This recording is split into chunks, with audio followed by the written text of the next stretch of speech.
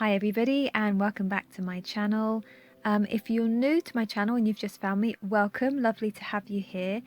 If you haven't already, please do like and subscribe, I really appreciate it.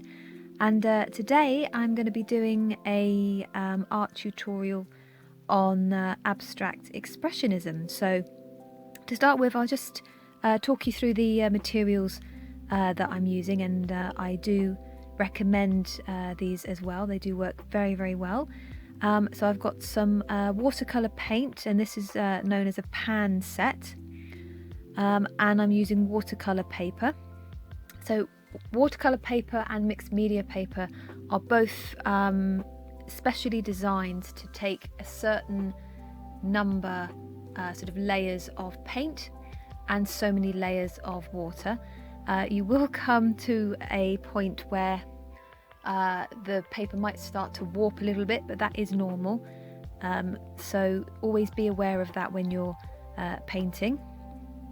So I wanted to tell you a little bit about abstract art and a couple of artists that you may have heard of as the inspiration for the piece that you can see me painting.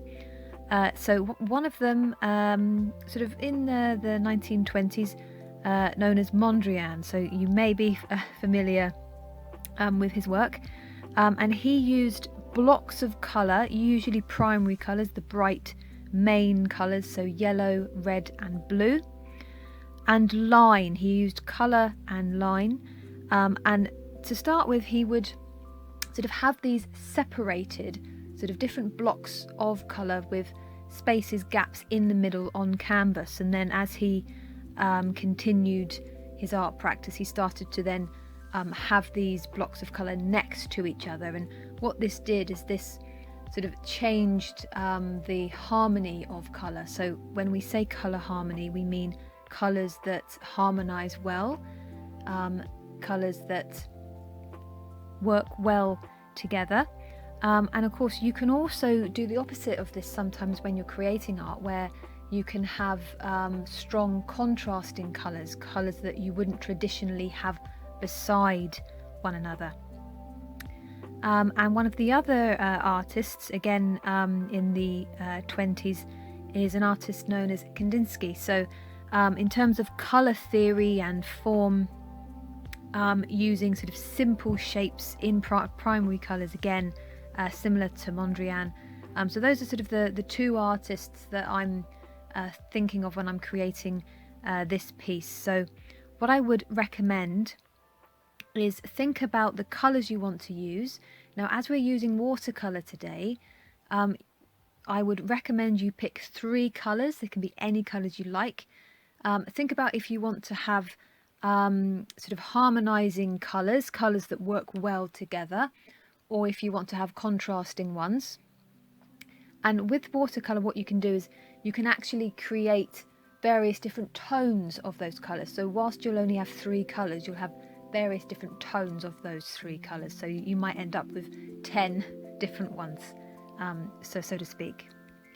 So by adding water to the paint, that's going to create a lighter, paler tone of colour. And if you've got more paint than water, then of course that colour is going to be much stronger. So just start by creating some shapes. As you can see with what I'm doing, I'm sort of doing some squares, some oblongs, and I'm not sort of thinking too much about what colours. I'm literally just trying to go with the flow, keep it quite enjoyable, quite simple, and just try and fill the page. So I'm working to A5, so quite small, and I'm going to try and fill this as much as possible.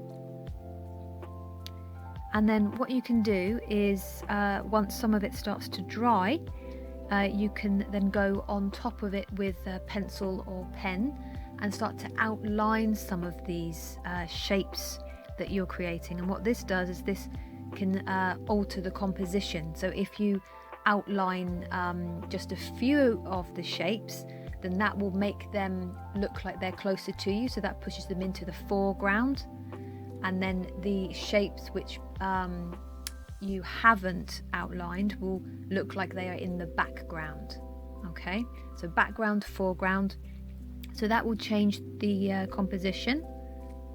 What this also does is helps to draw the eye to certain parts of the artwork. So you might notice in some pieces of art, but also in some popular photography pieces, sometimes you'll have an area of red in a particular piece, and that's usually put in a corner somewhere, and that will draw the viewer's eye straight to it, and then your eye should naturally start to just look around the rest of the piece. So we also do that sometimes in artwork. So think about the different colours that you're placing, think about whereabouts you're putting them, and think about also what colour you've got next to.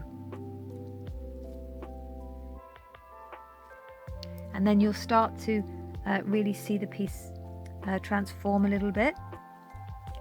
As I said, adding more water to the paint if you want a paler, lighter tone of the colour. And then, as I said, make sure that the area that you want to work into is dry, and then you can work on top of that using pencil or pen.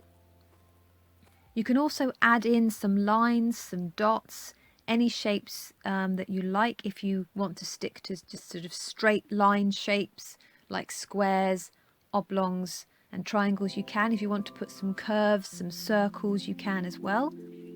Pretty much everything will work with this, and just keep building it as much as you can until you're happy with it. If you get to a point where you're not quite sure what to do next, or if you should add anything else, try looking at it at arm's length. That will help you. Often when we're looking at artwork and working on something for a certain amount of time, we can get a little bit sort of stuck. So sometimes having a look at it from afar can be really helpful.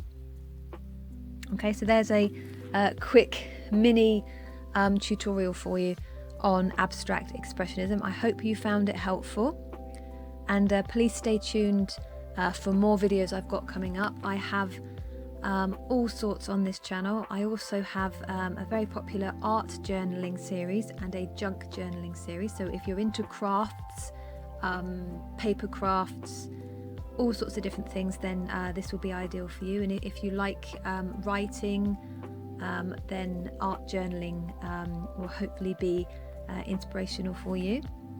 I've also got some virtual exhibitions on my channel as well with artist friends of mine, speed drawings and all sorts, and more demos coming up shortly as well. Thanks very much, guys. I will see you soon for my next video.